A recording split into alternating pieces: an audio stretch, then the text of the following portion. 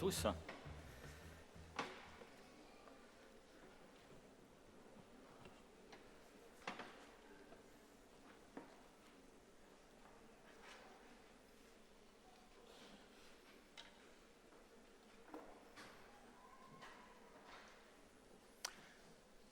Voilà, on m'a proposé de passer ce temps avec vous, cette petite demi-heure avec vous,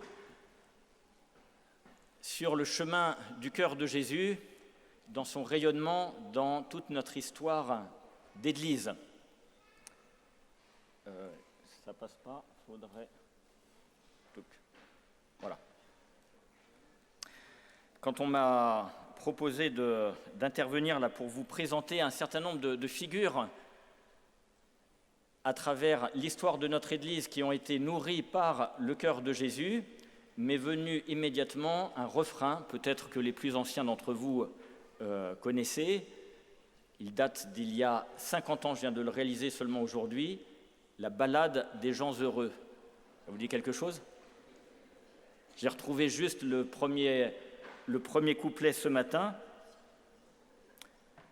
Notre vieille terre est une étoile où toi aussi tu brilles un peu. Je viens te chanter la ballade des gens heureux. Je viens te chanter la ballade des gens heureux. Je viens te chanter la ballade des gens heureux. Mais là, je ne suis pas venu, même si votre thème c'est « Je suis dans la joie ». C'est du cœur de Dieu. Eh bien, il suffit de remplacer gens heureux par cœur de Dieu. Je viens te chanter la ballade du cœur de Dieu. Et ça marche. Je viens te chanter la ballade du cœur de Dieu. Je viens te chanter la ballade du cœur de Dieu. Cette ballade du cœur de Dieu, effectivement, elle nous accompagne en fait, pas seulement depuis Parelmonial avec Marguerite Marie. Bien souvent, on se dit Sacré-Cœur, c'est Marguerite Marie, et à partir de Marguerite Marie. Non, non, non. Ça commençait bien avant. Ça commençait en fait depuis le début de notre Église. Cette farandole, en fait,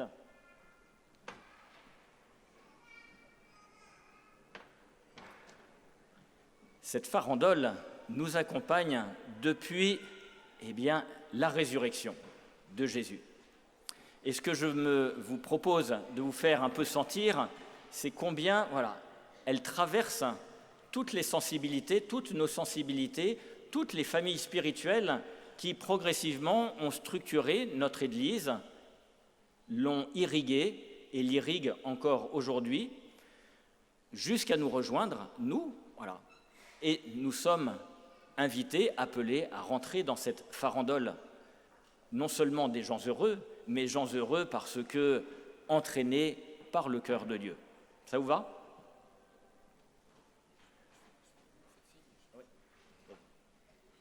Non. Non.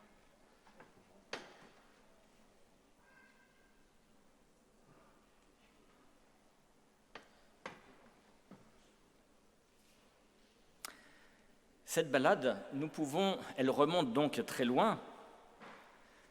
En fait, depuis le premier signal vient de l'évangile de Saint Jean, où vous savez qu'au pied de la croix, l'évangéliste Saint Jean nous fait entendre ce qui vient de se passer au pied de la croix. Jésus au cœur transpercé, ils lèveront les yeux vers celui qu'ils ont transpercé. Ça vous dit quelque chose ? À partir de là, cette convocation, vous voyez, qui se dit au futur, ils lèveront les yeux vers celui qu'ils ont transpercé, est repris progressivement et de plus en plus dans toute la méditation de l'Église. Une des premières belles figures, c'est Origène. Origène, originaire d'Alexandrie, il est du tout premier siècle de l'Église, 185 environ. Il fait partie de ceux qu'on appelle les premiers grands théologiens de l'Église, les pères de l'Église, c'est-à-dire ceux qui vont chercher à dire dans le langage de leurs contemporains le mystère de Dieu. Effort de traduction, qui n'a cessé depuis jusqu'à nous. Eh bien, voilà, ce premier père de l'Église fait lui-même référence au cœur de Jésus. Dans la méditation des Écritures, et même à partir de l'Ancien Testament, il attire notre attention. Le Verbe de Dieu a été blessé d'amour pour nos âmes. Ça, c'est dans sa contemplation du Cantique des Cantiques. Alors il poursuit. Heureux l'âme qui a été blessée d'amour pour lui. Correspondance. Oui. Dieu blessé d'amour, heureuse l'âme qui a été blessée d'amour à son tour. Et revenant sur l'évangile de Jean, il dira en particulier, de son côté ouvert ont coulé le sang et l'eau, mystère de l'Église. Il y a cette perception, vous voyez, donc dès le début de l'Église, que l'Église prend sa source de ce côté jaillissant. Il n'a pas d'apparition, de révélation plus singulière, mais c'est à travers la méditation de l'Écriture, il comprend l'enjeu de ce qui se passe dans le cœur de Jésus. Il dira même, en reprenant l'Exode, « Jésus, en mourant, a été percé d'une lance, afin que, par l'ouverture de son côté, fût ouverte pour moi la porte de la vie. » Tu veux la vie? Tu cherches la vie? Elle passe précisément par le cœur ouvert du Seigneur. Origène, vous voyez, un des premiers, si ce n'est le premier grand théologien de l'Église qui attire d'emblée notre attention.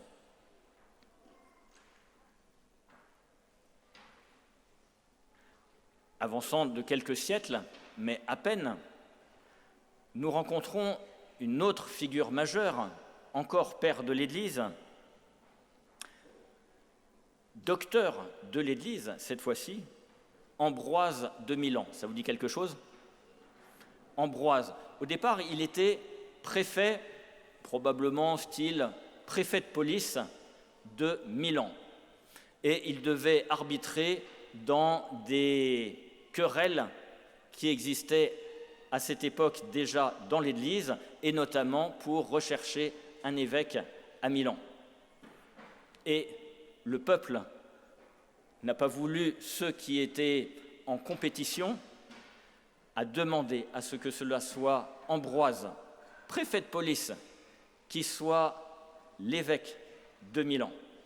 Et par acclamation du peuple, Ambroise a été choisi et nommé, et donc ordonné évêque de Milan. Eh bien, Ambroise attire aussi immédiatement notre attention sur le cœur de Jésus. À nouveau, de la contemplation de l'évangile de Jean, il nous dit, du côté percé par la lance, ce côté a été percé afin que l'Église sortît du côté du Christ pendant qu'il dormait sur la croix. Nous avons trouvé un trésor, le Christ est dans notre cœur. Et vous voyez cette communication qui se fait du cœur du Christ ouvert à notre cœur. Alors, il invite ses contemporains. Abreuve-toi auprès du Christ, il est le rocher dont les eaux découlent. Abreuve-toi auprès du Christ, il est la source de vie. Abreuve-toi auprès du Christ, il est le fleuve dont le torrent réjouit la cité de Dieu.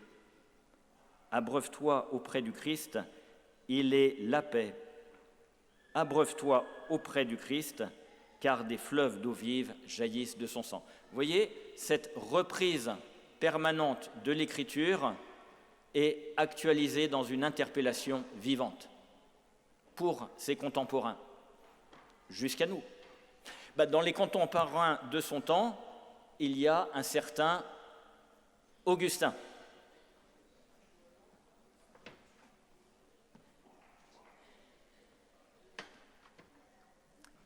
Augustin, vous connaissez un peu les péripéties de sa vie, grande figure remise aussi en lumière avec notre tout neuf, tout nouveau pape Léon.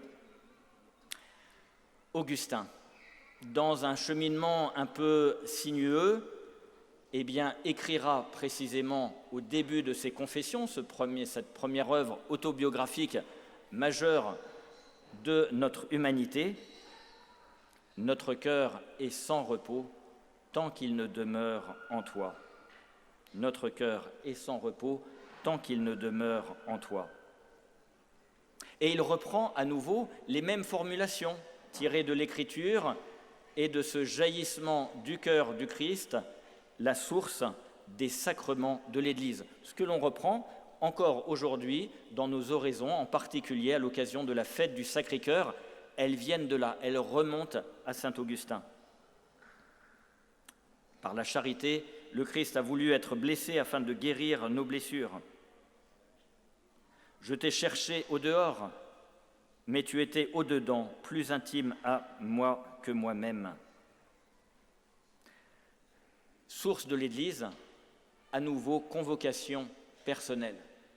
Et vous voyez que dans ces figures-là, ces premières figures majeures, puisque nous touchons à chaque fois des docteurs de l'Église, Ambroise, Augustin, c'est à partir de cette contemplation profonde de l'Écriture qu'ils comprennent cette expérience vivante dans le cœur du Seigneur. Il n'y a pas du tout d'apparition, mais c'est dans cette perception de l'Écriture et qui rejaillit dans une interpellation pour tous leurs contemporains. Avançons de quelques siècles et nous arrivons à Bernard de Clairvaux.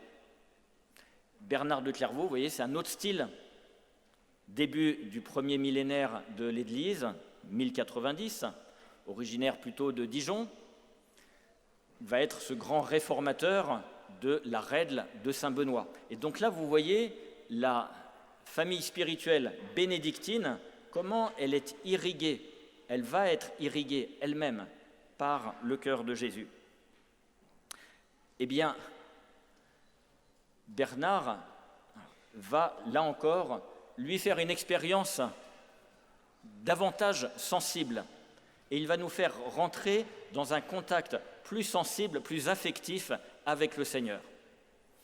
Il va faire l'expérience, d'ailleurs, de voir Jésus de la croix se détacher de la croix pour venir le prendre et le faire reposer sur son cœur. Et vous voyez deux représentations de Jésus qui vient prendre Bernard et l'invite à reposer sur ce cœur, sur son cœur. Dimension un peu nouvelle, une précision, démarche un peu nouvelle, expérience affective. Nos sens, notre affection est touchée, concernée par l'expérience du cœur de Jésus. Bernard, qui aura un tempérament assez fort, n'hésitera pas aussi de faire des remontrances dans les déviances de son Église de l'époque, et notamment un de ses compagnons qui est devenu entre-temps le pape Eugène III, il le reprendra vertement sur ses occupations de pape. Vous connaissez peut-être ce texte, je vous en dis simplement le début, ça peut nous interpeller pour nous aujourd'hui. Écoutez bien.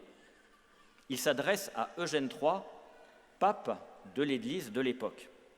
« Je crains qu'au milieu de tes occupations, en raison même de leur quantité, désespérant d'en voir un jour la fin, je crains que tu ne durcisses ton front, et insensiblement tu te priverais de ce que cette charge peut te conduire à éprouver de juste et d'utile. Alors il faudrait te soustraire, pendant qu'il est encore temps, à tes affaires, plutôt que d'accepter qu'elles ne te conduisent peu à peu, là où tu ne voudrais pas, mais tu demandes où ? À la dureté de cœur. Qu'est-ce qu'un cœur dur ? Un cœur dur, c'est un cœur que l'esprit de repentance ne déchire pas, que la piété ne rend pas malléable, que la prière ne met pas en mouvement. Il oublie le passé, néglige le présent, ne prévoit pas le futur, sauf s'il s'agit peut-être de se venger. Bref, poursuit Bernard, pour résumer tous les malheurs de ce mal affreux, le cœur dur est celui qui ne craint pas Dieu ni ne respecte l'homme. Eh bien, voilà où vont te conduire tes maudites occupations si tu persistes à vouloir t'y donner entier sans rien garder de toi pour toi. Tu perds alors ton temps et aussi au prix d'une peine insensée, tu vas te consumer dans ces tâches qui ne vont pas sans une affliction de l'esprit, un épuisement de l'intelligence, un anéantissement de la grâce. Et pour quel fruit, sinon des toiles d'araignée? Bernard, au pape Eugène III, voilà où vont te conduire tes maudites occupations de pape. Si tu ne prends pas soin en toi de ce sanctuaire de ton cœur. Et voyez les paroles très vigoureuses de Bernard. Parce que quelle expérience a-t-il fait auprès du cœur de Jésus? C'est ce qu'il dit dans une autre homélie. Puisque nous sommes tombés sur le cœur tout aimable de Jésus-Christ et qu'il fait si bon d'y demeurer, ne souffrons pas qu'on nous en sépare. Et les préoccupations, les occupations peuvent nous faire dévier, oublier cette source et nous mettre à côté. Oh, que votre cœur, ô aimable Jésus, est un riche trésor. C'est dans ce temple, le cœur de Jésus, c'est dans ce sanctuaire, le cœur de Jésus, c'est devant cette arche du testament que j'adorerai et louerai le nom du Seigneur. Je dirai avec David au sanctuaire, j'ai trouvé le cœur de Jésus, mon roi, mon frère, mon ami. Et écoutez bien où Bernard aboutit. Ce cœur, j'ose le dire, est le mien. Ce cœur de Jésus, c'est le mien.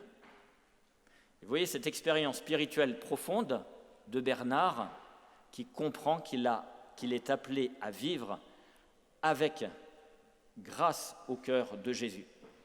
Et ce combat spirituel en permanence, de quitter l'homme ancien pour l'homme nouveau à partir de ce cœur que Jésus lui donne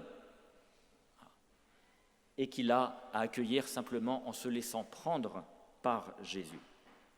Vous voyez donc, Bernard va irriguer toute la tradition bénédictine avec cet élan sur le cœur de Jésus. Bénédictin, autre grande famille, c'est évidemment les franciscains. Un peu plus tard, 100 ans plus tard, 1181, François d'Assise, vous le reconnaissez. Eh bien, François d'Assise, simplement pour faire court, dans l'expérience profonde, il est interpellé par quoi? Par Jésus qui s'adresse à lui, ou ça dans une église à demi en ruine, l'église de la Portioncule. Encore. Ce Jésus, qui interpelle François, rebâtit mon église. C'est devant cette image que François va vivre le début de sa conversion profonde et de son compagnonnage avec Jésus. Quand vous regardez sur un des côtés des personnages qui entourent Jésus sur la croix, vous voyez Marie et le disciple bien-aimé qui sont abreuvés par le sang et l'eau jaillissant du cœur de Jésus. Là, vous ne le voyez pas trop parce que donc la vue est un peu lointaine, mais allez regarder chez vous, vous verrez. François donc va se mettre en route, va développer finalement ce qui va devenir donc les frères mineurs. Et à la fin de sa vie, ce qui est intéressant, c'est qu'à la fin de sa vie, quelle demande va-t-il faire au Seigneur après le jour de la croix, d'un 14 septembre 1224, c'est 2 ans avant sa mort? Il demande 2 grâces au Seigneur. Seigneur, je te prie de m'accorder 2 grâces avant que je ne meure. La première est que durant ma vie, je sente dans mon âme et dans mon corps, autant qu'il est possible, cette douleur que toi, ô doux Jésus, tu as endurée à l'heure de ta cruelle passion. Que je puisse porter dans mon corps aussi les douleurs qui ont été les tiennes. Mais il ne s'arrête pas à cette première grâce, il en demande une deuxième qui vient éclairer la première.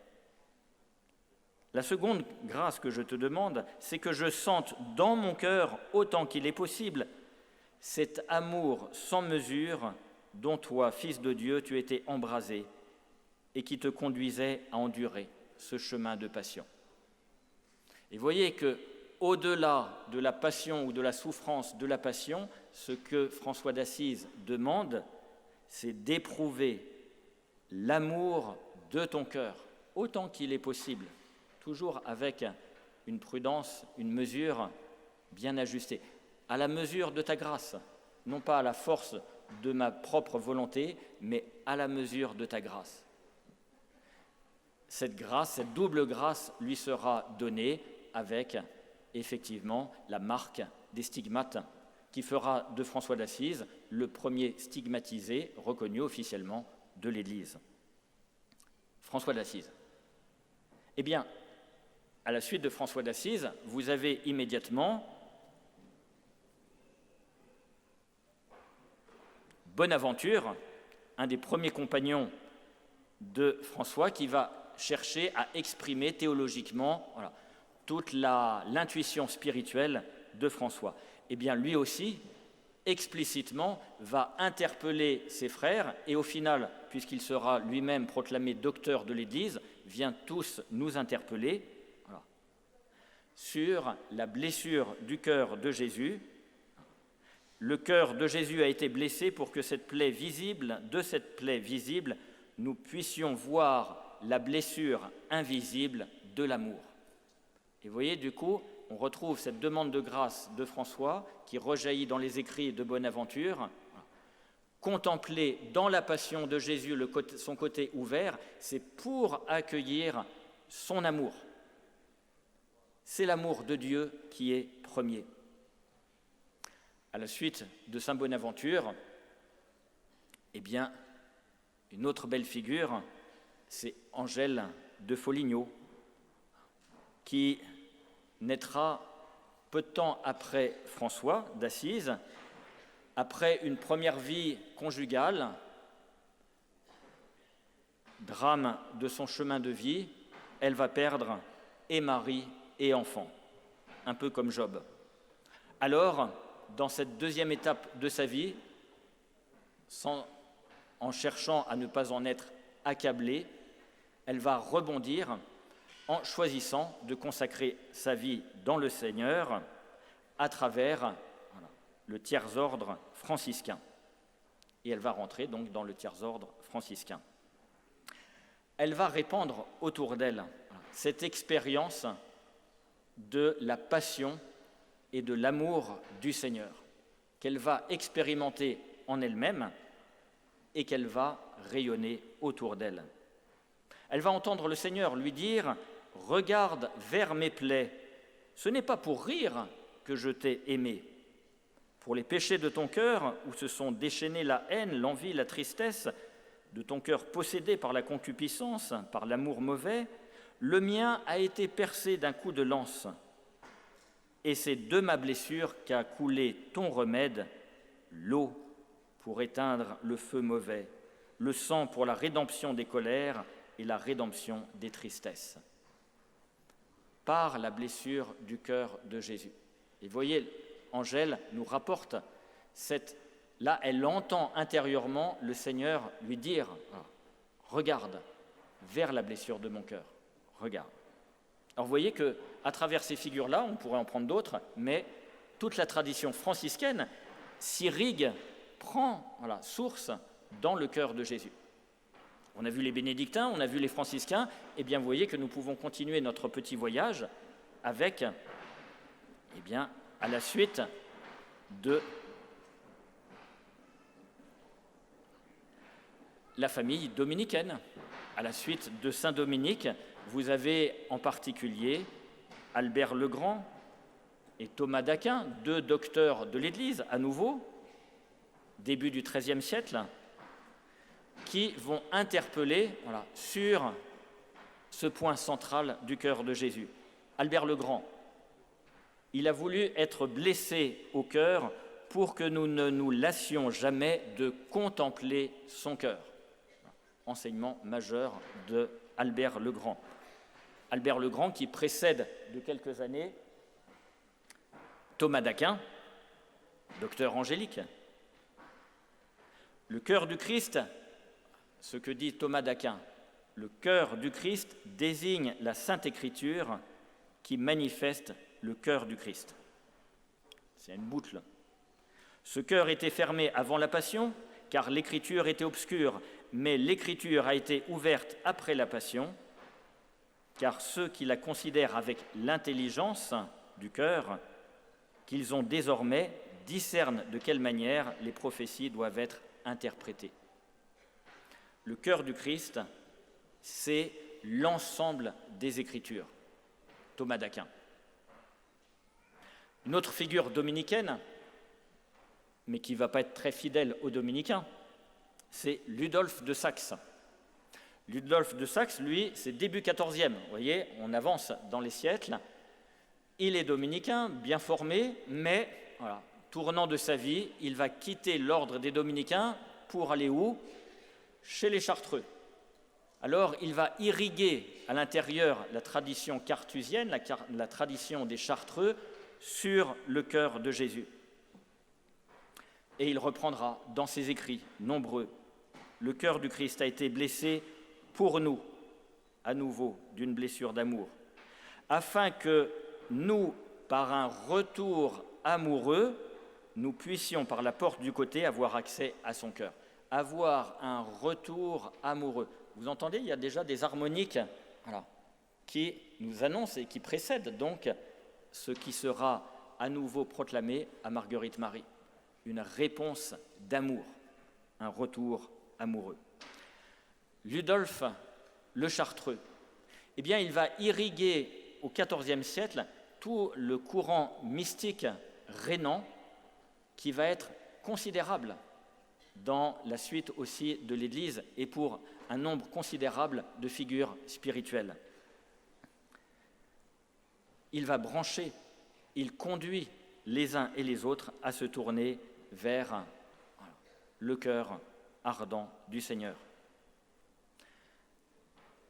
Dans cette même période, vous avez 2 bénédictines. On retrouve un peu les bénédictins, mais qui vont être irrigués par cette spiritualité carthusienne, mais qui vont l'intégrer dans leur vie bénédictine. C'est Mechtilde et Gertrude d'Elfta. Le monastère d'Elfta où elle loge, on peut faire passer, encore, Gertrude et Mechtilde. C'est un monastère qui se trouve au sud de Berlin, du Berlin actuel, à la frontière avec la Tchéquie. Eh bien, Mechtilde d'abord, qui va recevoir Gertrude, et elle va l'initier dans sa vie conventuelle, vont faire l'expérience sensible de la rencontre du Seigneur à travers leurs oraisons en particulier, et faire l'expérience de reposer sur le cœur de Jésus. Alors, suivante, on est obligé d'avancer un peu vite. Gertrude, elle est très intéressante pour nous, parce que donc elle vient reposer sur le cœur de Jésus, et elle dira dans ses écrits: j'ai entendu, je me suis ressourcée dans l'écoute des battements du cœur divin. Elle entend les battements du cœur divin, en venant reposer mystiquement sur la poitrine du Seigneur. Et alors, elle va s'interpeller, elle va s'étonner de bénéficier d'une grâce si grande. Et elle se tourne vers le Seigneur, et avec la présence aussi de l'évangéliste Jean qui est là, et elle les interpelle en disant: mais pourquoi ai-je ce bénéfice, ce privilège de reposer sur le cœur du Seigneur? Il faudrait que tous puissent en bénéficier. Et voilà la réponse qu'elle va obtenir. Mais, ma chère Gertrude, il est donné à tous de pouvoir reposer sur le cœur du Seigneur. Ah bon? Mais oui. Et là, Saint Jean l'Évangéliste reprend. Oui, tout a été écrit. Tout est accessible pour ceux qui étudient avec soin, avec attention, l'Écriture. Tout vous est donné. Ça vous est accessible. Mais, voilà, nous l'avons oublié. Nous avons pris distance. Alors, il y a cette annonce. Viendra, et peut-être qu'il commence dès maintenant, des temps refroidis où il va falloir réinterpeller tout le monde sur ce trésor du cœur du Seigneur. Tenez-vous prêts. Il va falloir redécouvrir cette source cachée. Vous voyez, à Gertrude, cette interpellation vive, tout est accessible à tous, il n'y a rien de caché, il n'y a pas de privilège.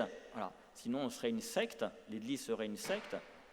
Tout est accessible pour qui accueille, étudie, lit avec attention, médite la parole de Dieu. Le trésor de Dieu est accessible. Mais il nous faut un temps, parce que les circonstances sont telles qu'il va falloir réinterpeller de manière vive sur cette expérience du cœur du Seigneur. Alors, on est obligé d'avancer beaucoup plus vite. On retrouve juste après, fin du XIVe siècle, Catherine de Sienne, tertiaire dominicaine, on retrouve la tradition dominicaine, qui, elle, va faire les mêmes expériences que Gertrude d'Elfta, reposer sur le cœur du Seigneur, et elle va faire cette demande, Seigneur, mais voilà, viens remplacer, viens changer mon cœur, viens transformer mon cœur. Et bien, le Seigneur la prend au mot, et qu'est-ce que nous rapporte son biographe Raymond de Capoue? Un jour, qu'elle était en prière, voilà que...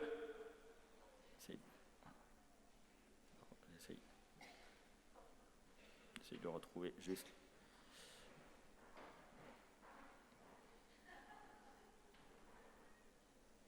Il arrive à l'improviste et qu'est-ce qu'il fait?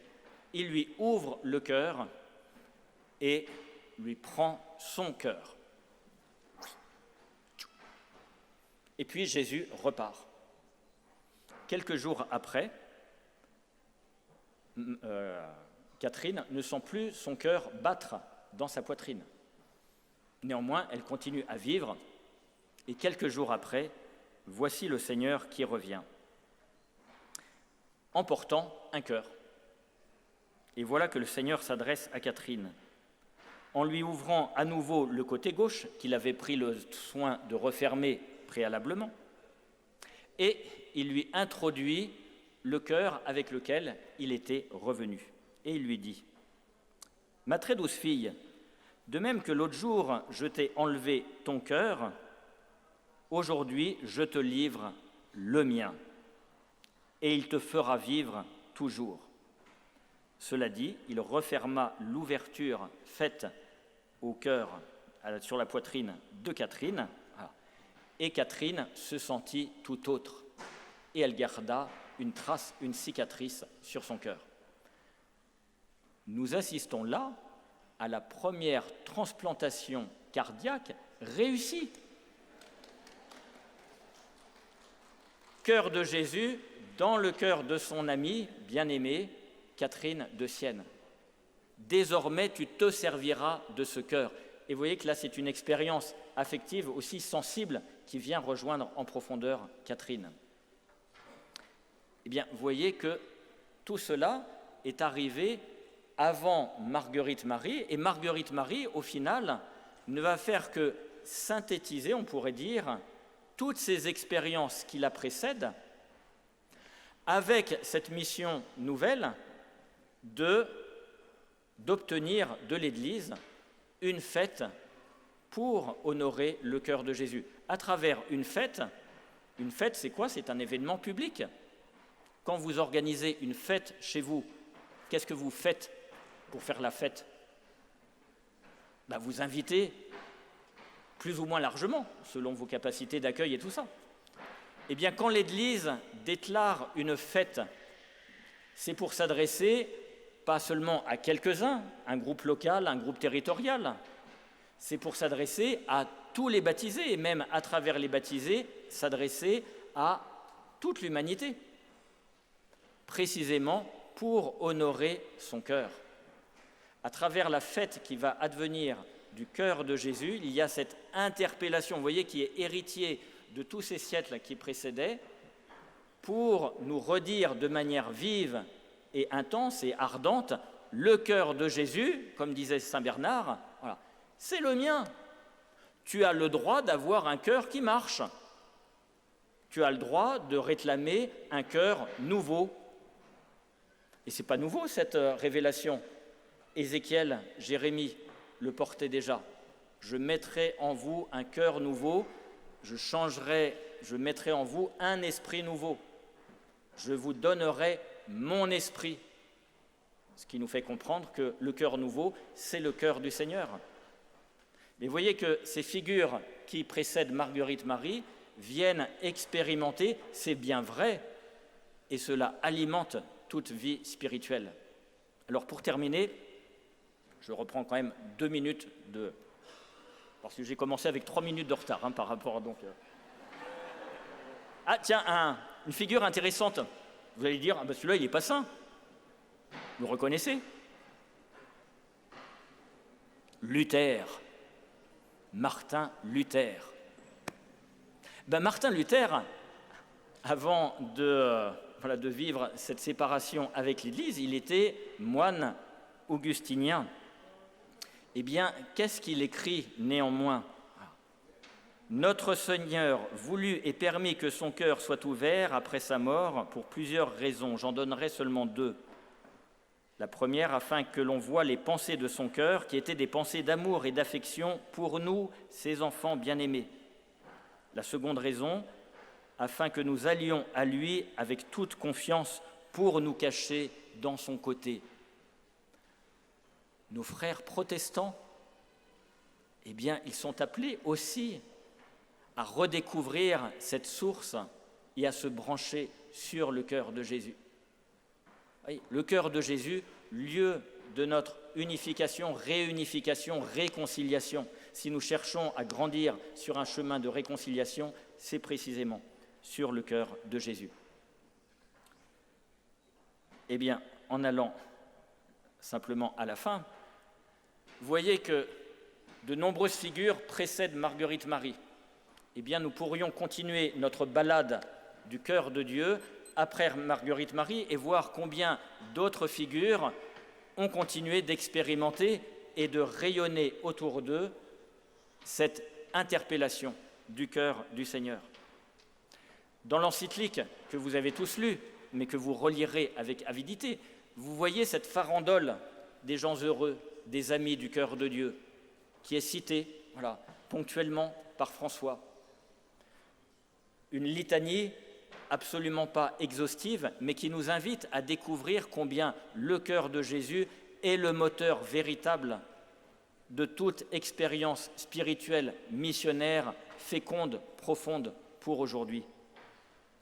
Et il appuie sur 2 figures qui nous sont proches, en plus pour nous Français, puisqu'il revient à plusieurs reprises, non seulement sur Marguerite Marie, Claude la Colombière en particulier, sur d'autres jésuites, mais aussi sur Thérèse de Lisieux et Charles de Foucauld. Toc, toc, toc. Ah, encore. Là, on est obligé d'avancer. Vous voyez toutes les autres figures qu'on aurait pu voir. Encore. Vincent de... Voilà. Charles de Foucauld. Charles de Foucauld vit sa conversion grâce à sa cousine, mais est conduit immédiatement sur le cœur de Jésus. Et ce qui est intéressant de voir dans l'itinéraire de Charles de Foucauld, c'est combien le cœur de Jésus va le conduire dans une unification intérieure et un rayonnement simple de sa vie d'officier, de jeune officier, partons un peu dans tous les sens, rapidement, quand il sera converti, photo suivante, Photo suivante. Voilà. Il portera sur lui les emblèmes, le blason du cœur de Jésus. Mais ça sera encore dans une période où il cherche à avancer avec force et puissance par une certaine volonté propre. Et il n'y arrive pas. Et ce qu'il cherche à mettre en œuvre, ça se casse la figure. Voilà. Eh bien, à la fin, il va aller de dépouillement en dépouillement. Et à la fin de sa vie, photo suivante, voilà. Une des dernières photos juste avant sa mort, en 1916. Il s'est simplifié à l'extrême, même dans l'appellation de son nom, où au départ il se faisait appeler Charles du cœur de Jésus, Charles de Jésus. À la fin, il n'y a même plus la trace imagée sur ses vêtements. Dans son nom, il ne fait plus que signer Charles. Son prénom de baptême suffit.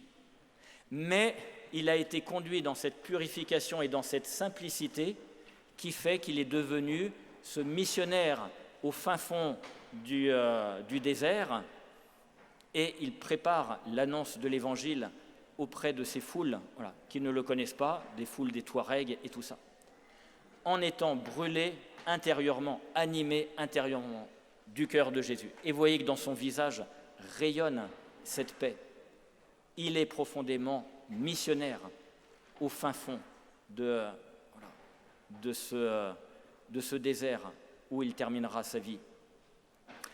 Eh bien, vous voyez que ce cheminement rejoint l'interpellation que nous fait le pape François avec cette encyclique, donc que je vous encourage à revisiter, et vous verrez que les 2 derniers chapitres nous font traverser ces figures de manière plus rapide, mais qui irriguent toute l'Église jusqu'à nous, pour nous faire comprendre que maintenant l'aventure s'accomplit, se poursuit avec chacun de nous, appelé à se brancher sur le cœur de Jésus.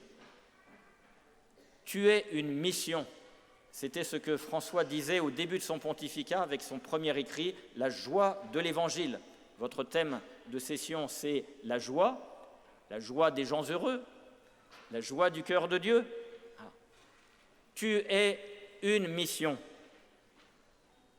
Je suis une mission sur cette terre. Pour cela, je suis dans ce monde et je dois reconnaître que je suis comme marqué au feu de l'amour de Dieu. C'était la joie de l'Évangile. Eh bien, vous en avez à nouveau cette harmonique dans la fin de l'encyclique, dans les derniers paragraphes, où François